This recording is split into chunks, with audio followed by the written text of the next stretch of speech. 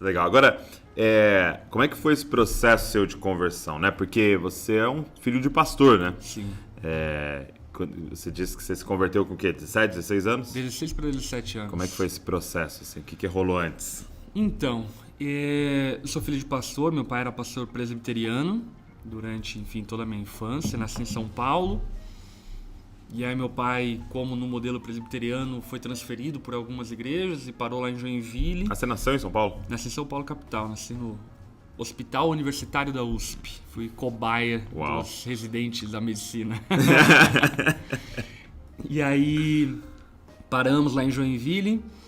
E lá em Joinville, no início da minha adolescência, fim ali da minha infância, enfim, o meu pai desvinculou-se da presbiteriana e iniciou uma comunidade.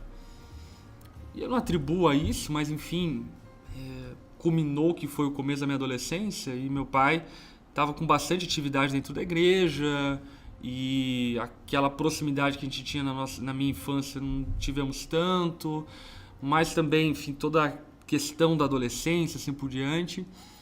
E aí no período da minha adolescência eu me corrompi moralmente. Acho que essa que é a forma certa de expressar, porque eu entendo que eu não tinha vida com Deus, mas me corrompi moralmente.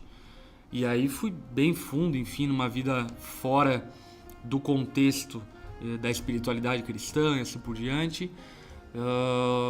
E como é que era pros seus pais, assim, esse período, assim? Ele sabia, tipo assim?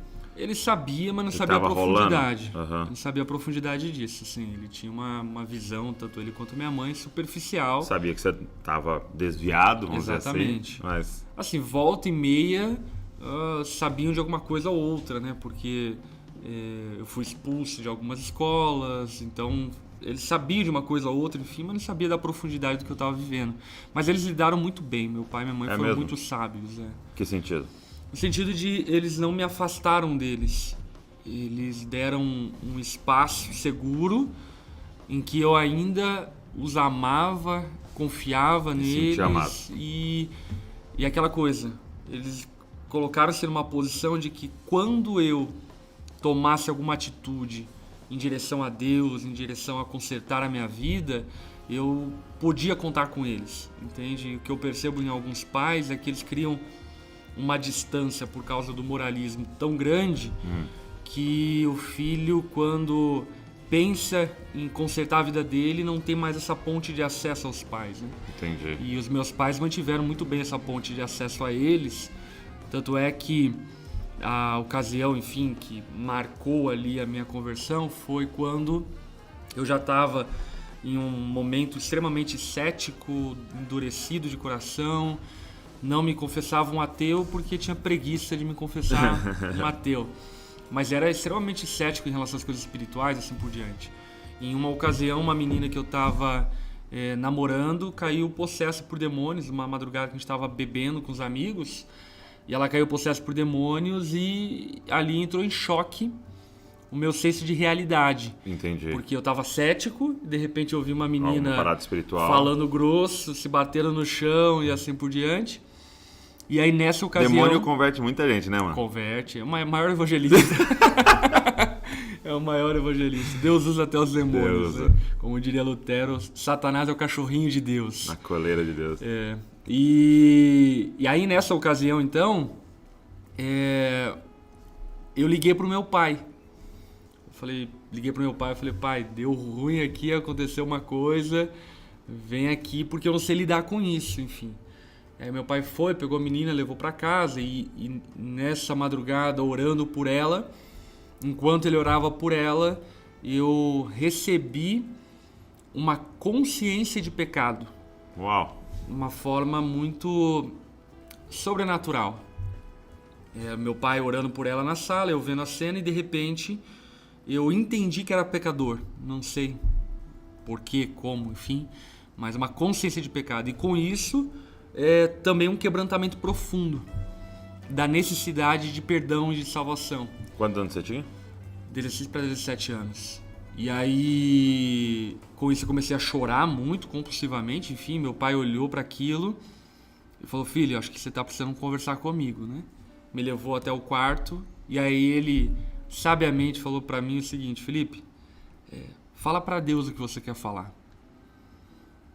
Mas como? Ele falou: só fala. Aí eu lembro, de olhos fechados, que eu comecei a confessar meus pecados. Comecei a confessar tudo aquilo que vinha à minha mente. Eu lembro até hoje a cena, meu pai arregalado, ouvindo as coisas assim. Espiando a conversa com Deus ali. Porque ele não sabia da profundidade das coisas. Enfim, eu vivi coisas muito intensas, enfim, fora de Deus. E comecei a confessar. E naquela madrugada uma chave girou. Que hoje eu entendo, enfim, que foi uma regeneração que o Espírito Santo proporcionou no meu coração. E uma vontade louca de viver as coisas de Deus.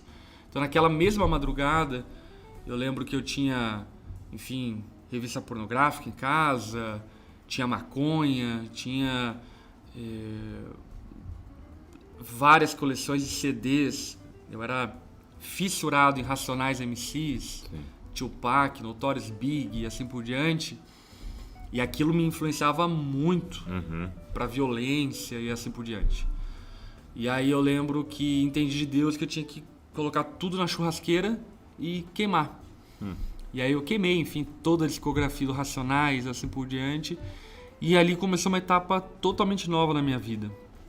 Uma transformação profunda e real. E não moralista.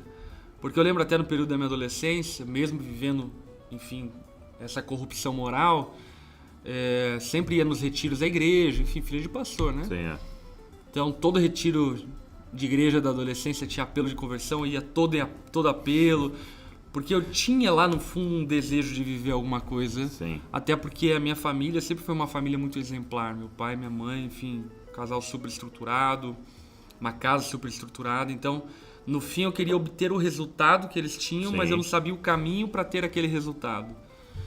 E naquela madrugada eu descobri que Jesus é o caminho, né? E a partir dali a minha vida foi transformada completamente, em todos os aspectos.